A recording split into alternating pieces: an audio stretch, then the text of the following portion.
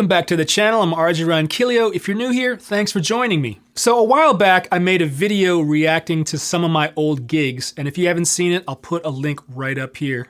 But in it, I had a clip of one of my old guitar solos that I used to play every night when I was touring with Thompson Square, the pop country gig that I was doing. And I said I wanted to teach it to you guys, and I got a lot of messages and comments about teaching it, so here we are. I wanted to talk a little bit about how I came up with the solo, why I phrased it the way I did, and kind of walk you through the licks and the patterns that I used. But before we get started, if you're into these kinds of videos, make sure you click the subscribe button and hit the bell icon to stay in the loop. Okay, so I played this solo at the end of one of the ballads we did. Actually, it was their song, I Can't Outrun You, which is a ballad, into a cover of Say Something, which is by A Great Big World, which I didn't even know. I thought it was by Christina Aguilera and some dude, but A Great Big World is the name of the group. And the chords are fairly simple. It's just A minor, F major, C to G. So it's a pretty common chord progression in pop music. Pretty fairly easy to solo over. But what made it a little bit challenging was that it was a slow 6/8 feel, which I'm used to doing in like a blues situation, you know.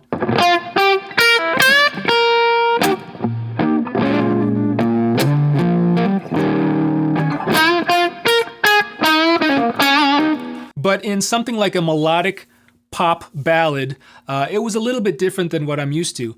But it also gave me room to experiment, you know, rhythmically, because it was a slow tempo. I had space to play around with. And the chord progression really lends itself to being a really epic and melodic solo. So that's what I was kind of striving for. Now, if you know me, I improvise my solos pretty much 99% of the time. But in this particular situation, since it was kind of a big moment, a really moody, emotional part of the show, I really wanted to compose something epic, kind of something virtuosic. I'm not gonna lie, I kind of wanted to show off. This was kind of like my spotlight in the show, so I wanted to make something that I would be comfortable and satisfied and proud to play every night, night after night. So I knew I wanted to put some shreddy licks in there, but I also wanted to build the solo, much like any solo that I love, any great solo that I like. I really wanted to build the solo up slowly until there was a peak towards the end of the solo. And so this is what I came up with. Also, if you would like to download the tab for this solo and follow along, I'll put a link down in the description. All right, let's get started with the solo. So the solo starts pretty simply. I kind of do a lead in with this lick.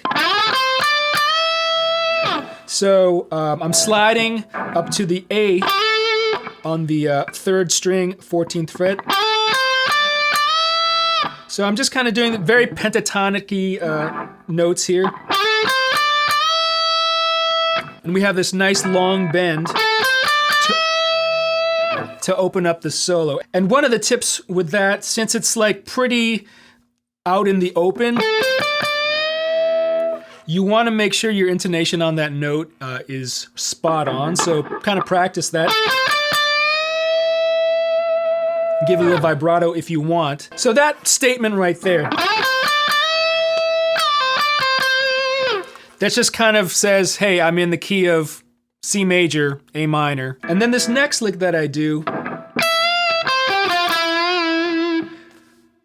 is something that I do a lot of, and it's kind of just outlining the C major triad. So it's almost like making it a C sus triad, because we're making this 3rd to the 4th movement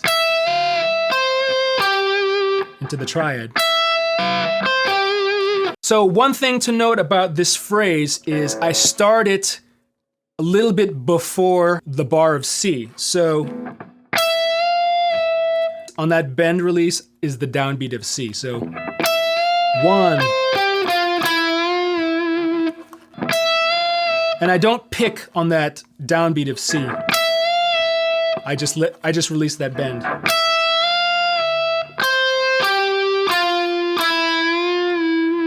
So all of that is like C major.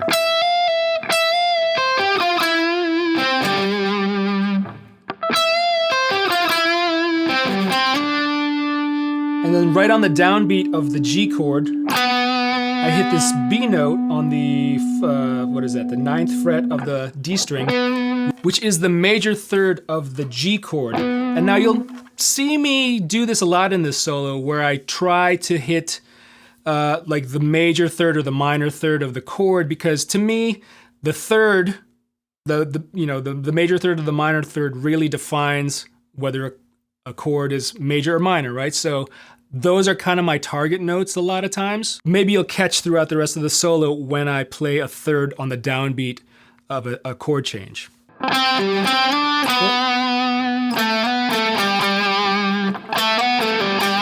So I'm kind of reinforcing that G tonality, third to the root. So let's go back to the beginning and play those first couple changes. 1, 2, 3, 4, 5.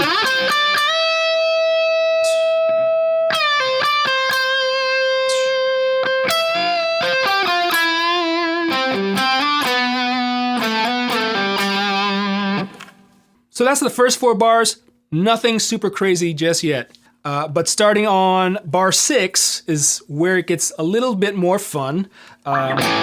So we're back to A minor. So let me play the A minor bar real quick.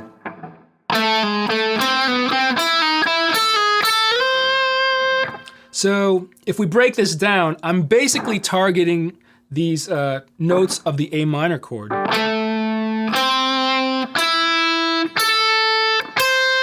Right, so A, C, E, A, C. And I'm playing those target notes and alternating by the target note or the chord note, chord tone, and a half step below it. So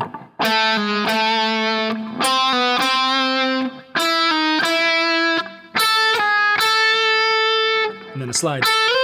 So the rhythm goes.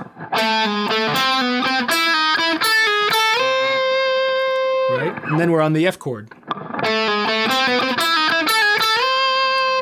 Okay, so the F chord bar. And there I'm not really defining the F chord totally. I'm just kind of still on this A minor kick from the previous bar.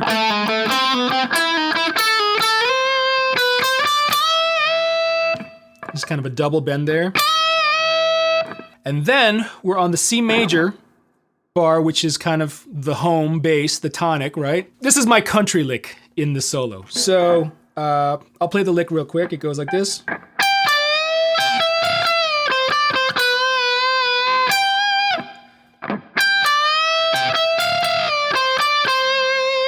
So this is like one of the few country licks that I know, but one of the ones that I really like. To tell you the truth, I think I copped this off of Warren Haynes in some kind of old Allman Brothers solo. But it's basically like a double stop country type of lick where, and I'm not sure if I notated it correctly in the tab. I might have to get help from my man Levi Clay, who's a master at Guitar Pro tab notation, to help me, but hopefully I can explain it to you. So I'm hitting the G note on the 15th fret of the high E string. And then while I'm holding it, you don't necessarily have to hold it, but I'm bending the 2nd string on the 15th fret. Yeah. Yeah, I don't necessarily hold that G note, but... So you got the bend. 15th fret on the high E string. 2nd string, again, which is the bend that's being held. And then, still holding the bend, you're going to play the 13th fret of the 1st string. And then hit the bend again and release it. So it's it has that pedal steel effect. It's much easier to play in tempo.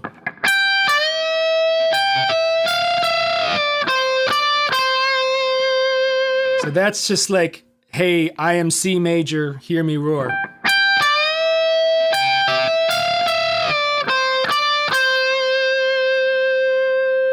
And then going on to the G chord, I do this.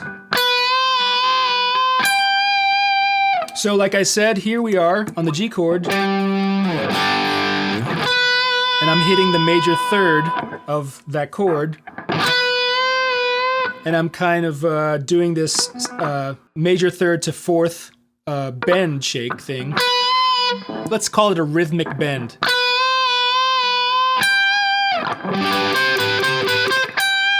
That's similar to what I did previously on the C chord, where I did...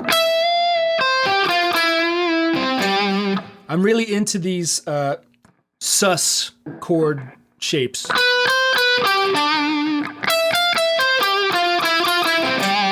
Okay, so let's go back and play that second group of 4 bars.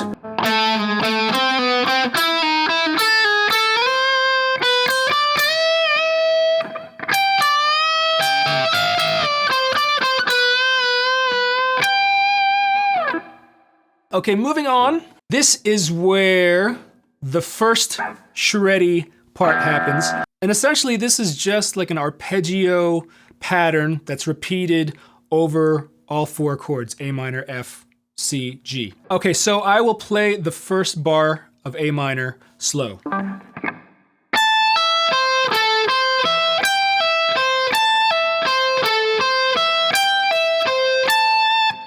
That pattern again.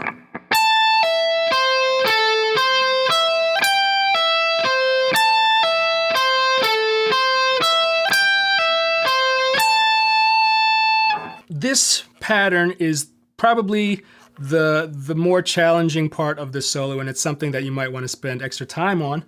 I know I did. Essentially, we have this descending A minor arpeggio, starting at the high E string, 17th fret, and I'm pulling off,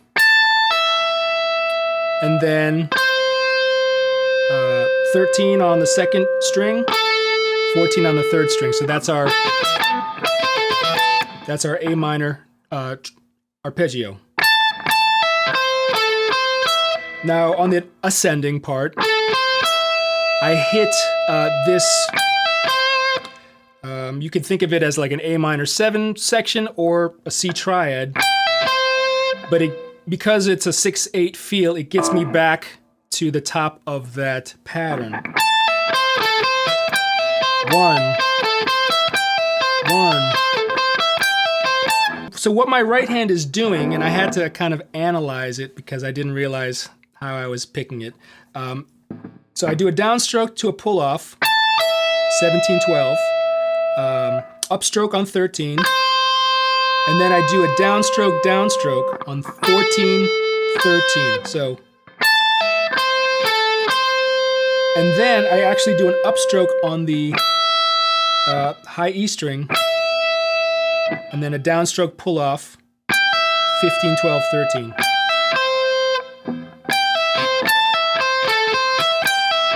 And one thing to note out, this double downstroke on 14/12, I'm not really sweeping it. It's actually 2 separate downstrokes. Because if I was sweeping it, then my pick would get caught after the second note. So that's the pattern on the A minor scale. On the A minor chord. When it moves to F, it's extremely similar. We're just changing one note. So instead of, we're doing this. So we're moving that second string note up a half step. In the very similar fashion like we did before.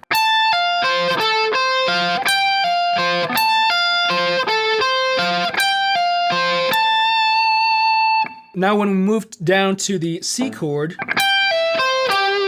it's this shape right here.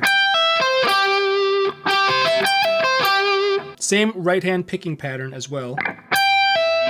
Down.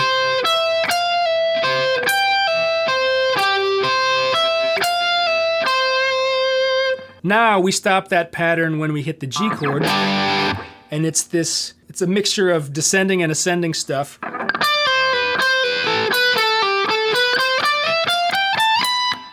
So this is where I wanted to get to my peak of the solo, because we're about to get to the last 4 bars. This is where I like to hit the apex of my solos usually. So this pattern, we're over the G chord.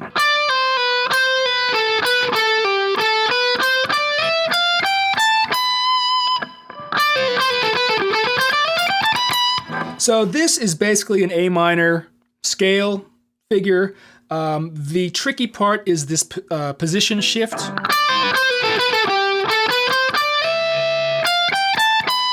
I'm sliding with my pinky actually twice. So those 4 bars together.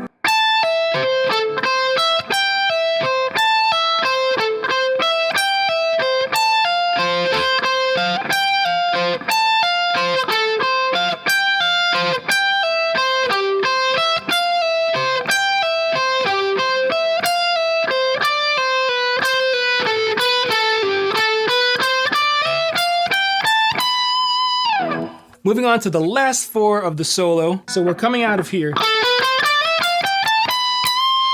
So I'm hitting that right on the downbeat of A minor, which, if you haven't guessed it, is the minor third of A minor. I'm hitting that C note, and which is the highest note that I play in the solo. So there you have it. There is my epic peak of the solo. And that's just an A minor figure.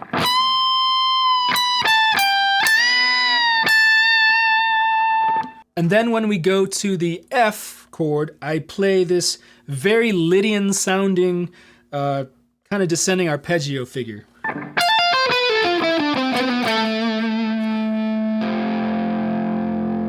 So it starts with this trill on 13, 17, 13.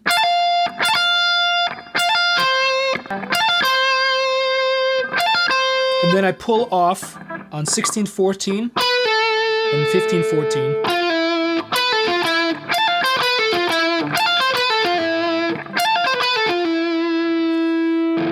It's very Lydian. And that's just getting me to the A note, which is the third of F major. Right? So those 2 bars together.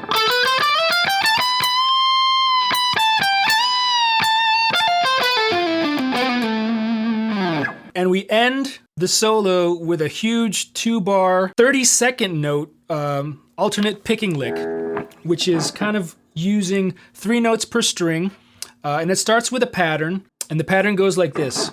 8, 10, 12, 8, 10, 12, 9, 10, 12. Then I go down, 9, 12, 10. So that pattern.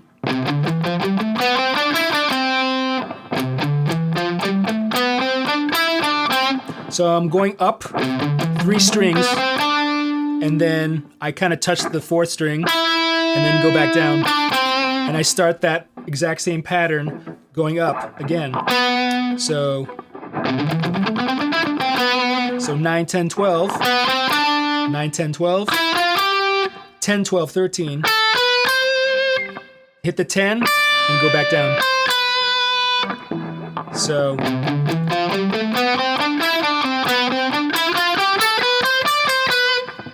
you hear the pattern? I'll do it slow.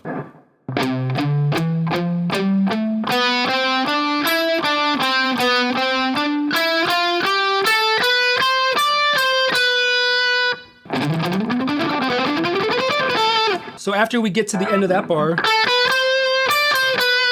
then I do this pattern over the G chord, which is just 3 notes per string ascending,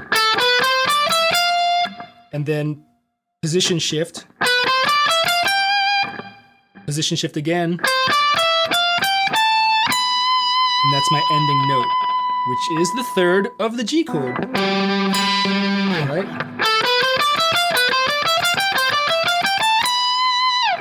So that long alternate picking run, and this is all alternate picking, goes like this.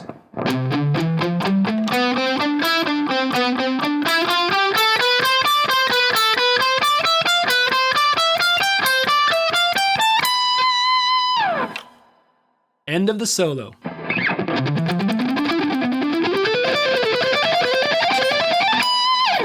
And once again, here is the full solo up to speed over a backing track.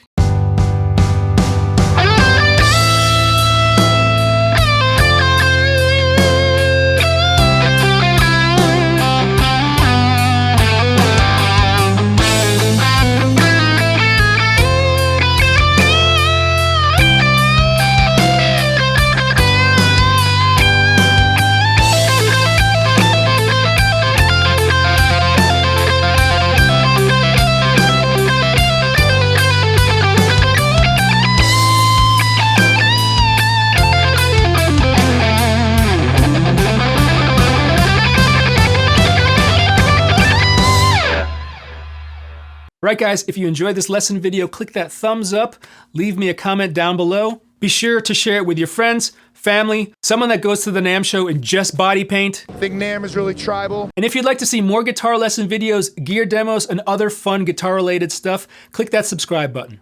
Thanks again for watching. I'm Ronquillo, and I'll see you in the next video. Because we're all part of a big song, which is NAMM, and I feel privileged to be part of it. And also they let me in naked, so it's like I don't get kicked out. You know, I saw